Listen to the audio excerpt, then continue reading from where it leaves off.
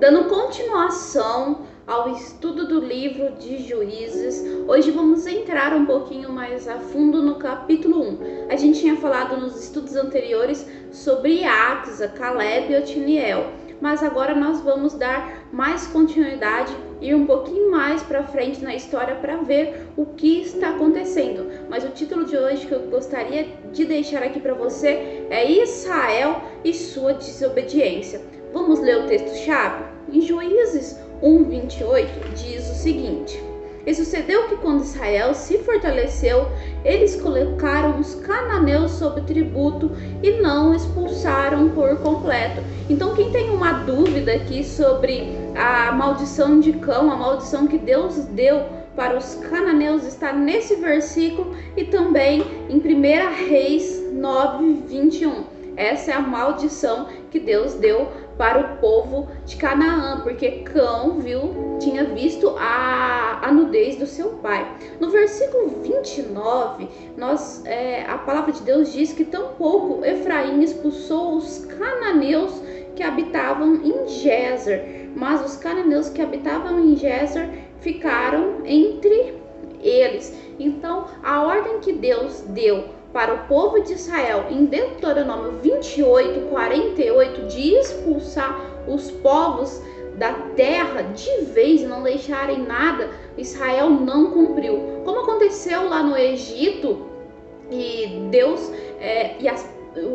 os egípcios vieram junto com o povo de Israel na saída do Êxodo, ficou ali, se misturou, e aí a gente viu mais pra frente que aquela mistura daqueles povos, todas as religiões levaram, o povo de Deus a pecar, até fazer um ídolo que Arão fez, e Deus não queria que isso se repetisse. Então ele deu a lei lá em Deuteronômio 28:48 para o povo não continuar seguindo isso. Podemos ver também que o povo cananeu e todos os povos que estavam ali em volta, que Deus mandou expulsar, é figura da carne, a nossa natureza pecaminosa.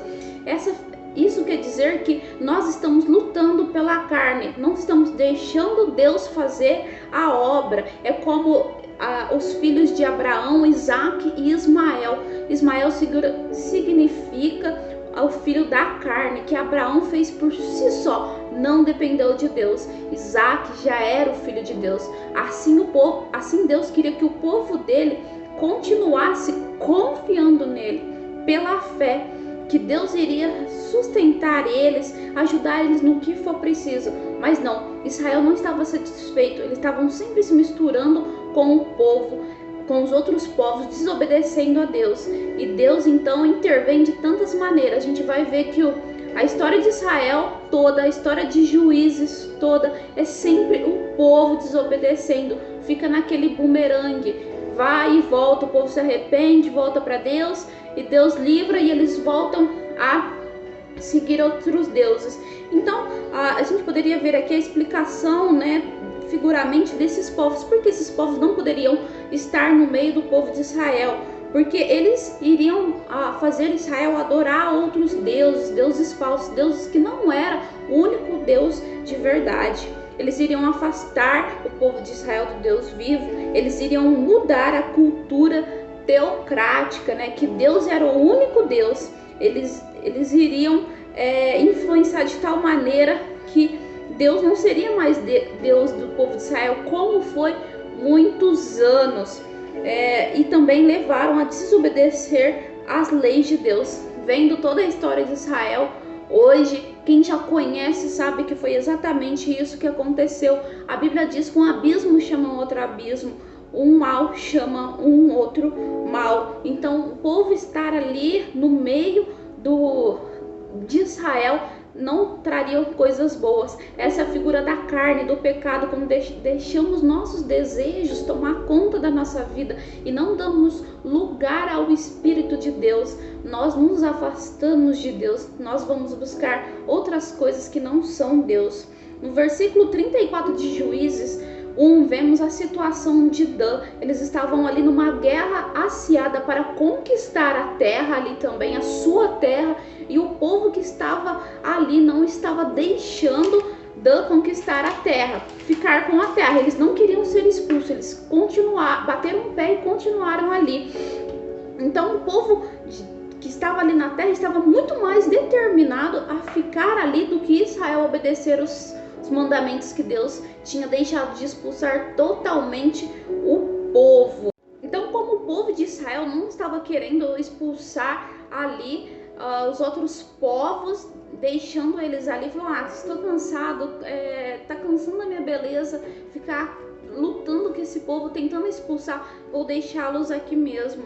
Então, assim somos nós hoje. Muitas vezes, não vou deixar, não quero fazer isso, não quero me santificar, não quero buscar Deus, não quero orar, não quero fazer tanta coisa boa, e aí deixamos aquilo lá e por fim aquele pecado, aquela coisa pequena nos vence. Nós nunca vamos tropeçar em pedras grandes, nós tropeçamos em pedras pequenas e aquilo vai se formando uma bola de neve.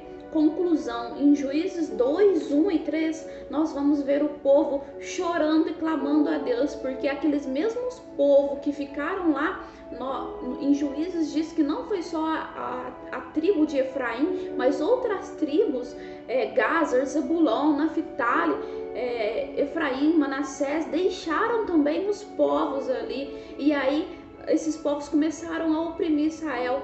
Então Israel sente a opressão de perto e começa a clamar a Deus para Deus livrar eles do que estava acontecendo. Então a conclusão, nós vemos que Deus deu a ordem, porém eles não obedeceram de expulsar o povo e tiveram que aguentar as consequências. Nós vemos também que Deus é fiel, ele vai continuar cumprindo a sua aliança. Deus deixa a gente colher o que plantamos e deixa também nós aguentarmos as consequências das nossas escolhas. Deus não vai estar do nosso lado quando não seguimos suas instruções. Quando o anjo do Senhor veio em Juízes 2:1 para falar com o povo, ele já referia o povo de Israel como este povo. Não estava mais referindo o povo de Israel como o meu povo. Então Deus não habita nas coisas erradas. Deus até pode estar ali, mas a presença de Deus não está. Deus está em muitos lugares, mas a presença dele não está em todos os lugares. Deus quer que os seus filhos obedeçam a eles. Ser obediente a Deus é uma prova que nós confiamos nele, que nosso coração está nele. Eu quero que Deus mude o seu coração hoje, mude o nosso coração para que nós possamos obedecer somente a ele. Espero que esse vídeo tenha te ajudado. Fica firme, leia a Bíblia, ore e Deus vai guiar a sua vida até o fim.